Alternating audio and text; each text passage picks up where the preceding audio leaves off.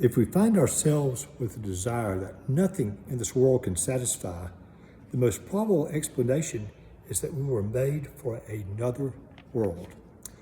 Welcome to one of our videos from St. Mark's Episcopal in Dalton, Georgia, and all those join us from the general community on different social medias.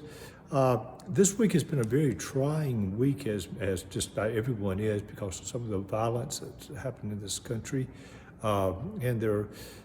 During times like this, I thought of the quote that I just read from C.S. Lewis, and that if we find ourselves asking something that our desire that nothing can satisfy in this world, but maybe we were made for a different world.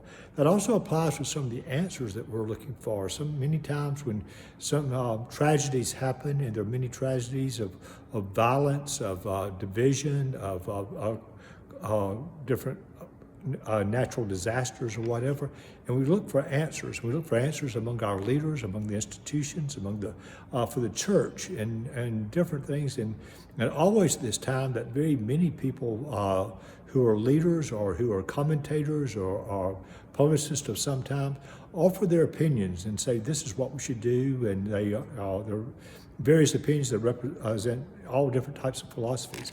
And that is good and that is natural. But what I find and what I struggle with, and perhaps you do too, is that none of these answers that we get from people, none of these philosophies, regardless how eloquent, can satisfy our desires, can satisfy our need for answers during times like this.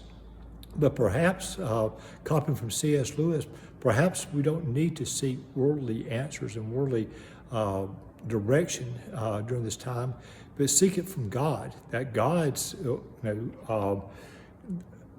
we have desires and we seek answers that are made for another world. And perhaps at this time, instead of looking to the experts and looking to the commentators or whatever and discussing among ourselves, as we ask God for direction of how to respond in times like this.